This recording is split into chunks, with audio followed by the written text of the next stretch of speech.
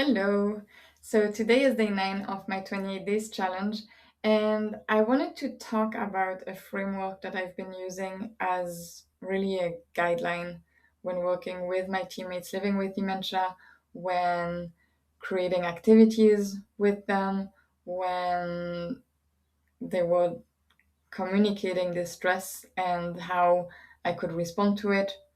And this framework, it was actually developed for human stress in general. It wasn't thought for people living with dementia, but I think you'll see how this applies really much to dementia as well.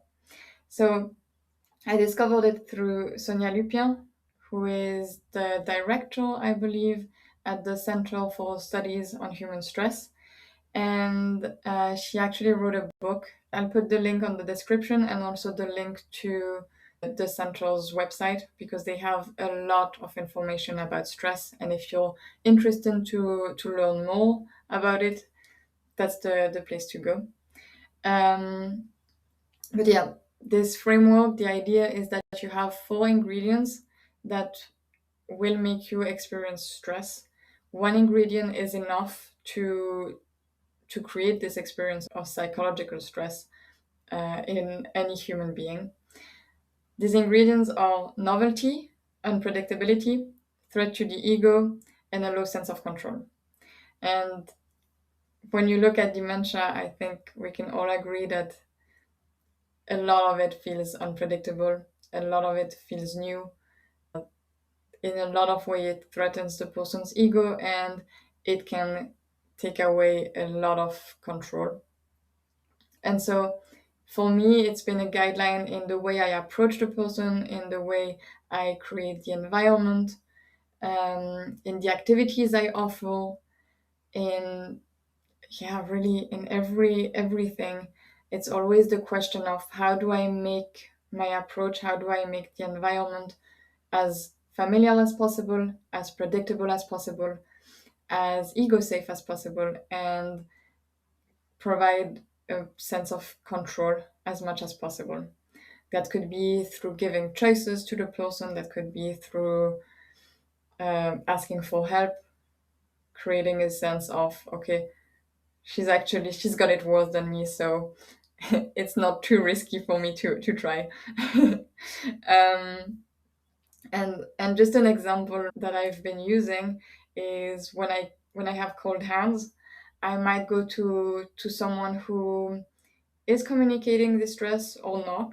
Um, Ideally, someone who's very maternal or paternal, and just like, hey, hi, how are you? Give my hands. Sorry, I have cold hands. Just that you know. And the person touches my hand.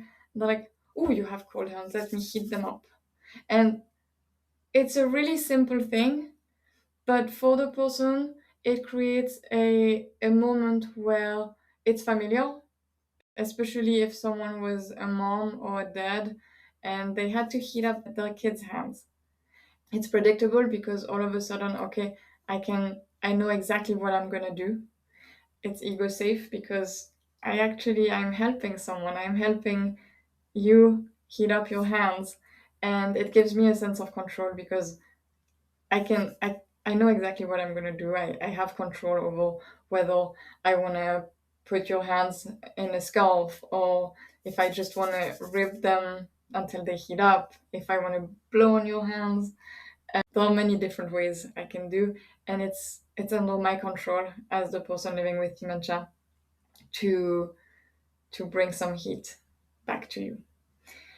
Um, if you do that, make sure you tell the person that you have cold hands beforehand, just because otherwise you're creating a moment that is very unpredictable.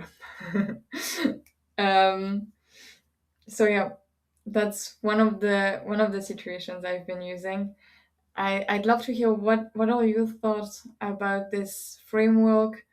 Um, yeah, let me know in the comments. Thank you so much and have a good day. Bye.